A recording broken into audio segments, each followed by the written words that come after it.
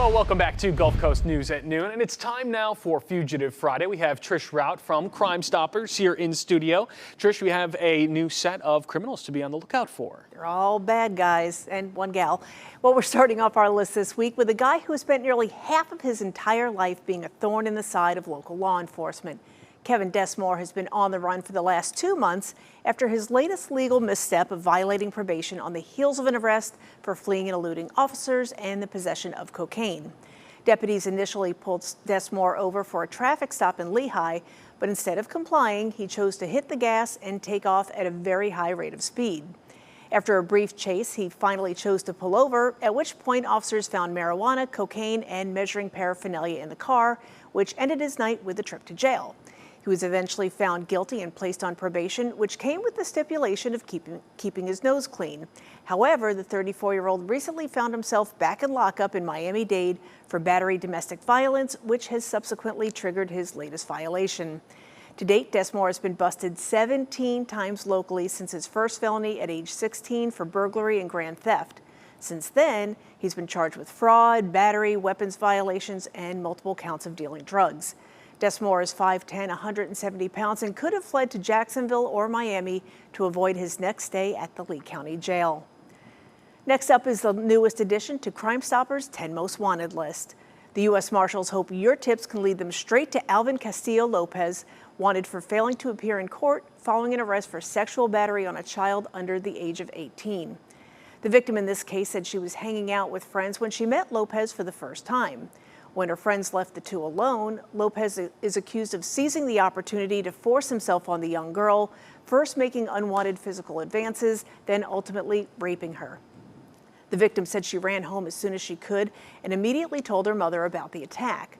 Lopez initially denied the whole thing at first, then admitted to some contact, but kept changing his story as the interview went on.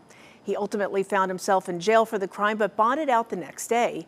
Lopez, who was in the U.S. illegally, immediately went into hiding after his release and has subsequently ignored all court dates.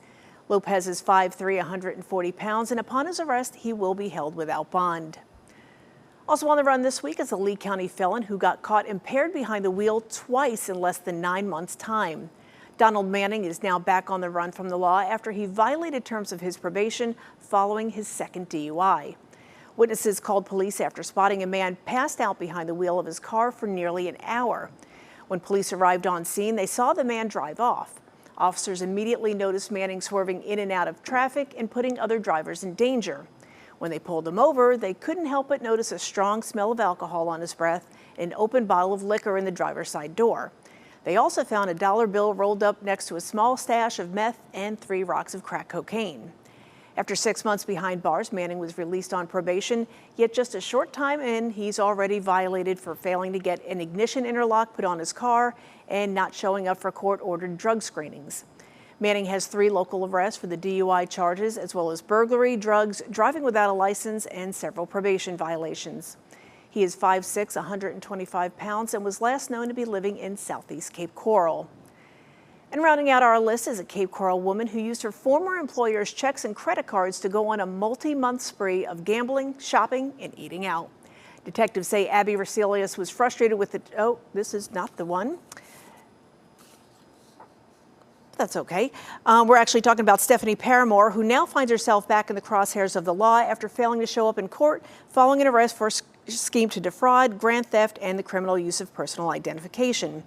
Paramore was hired as the office manager for a local business, but shortly after her hire, she went on a 4-month bender where she used the corporate card and authored 82 illegal checks to fund her gambling habit to the tune of over $106,000.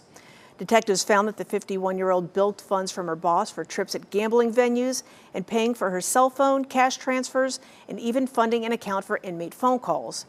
Paramore has 7 priors on more than 120 criminal counts of theft and fraud in Lee County, coupled with organized fraud in Sarasota. And as always, if you recognize any of the fugitives we featured here today, you're asked to call the Crime Stoppers hotline. That number is 1-800-780-TIPS. All callers will remain anonymous and will be eligible for a cash reward of up to $3,000. Great way to just, look around you. If you've seen these people, call us, let us know, put some cash in your pockets, and they all need to go back in jail. It's good to be on the lookout for them. Absolutely. Trish, thank you so much for joining us. Thanks, Alex.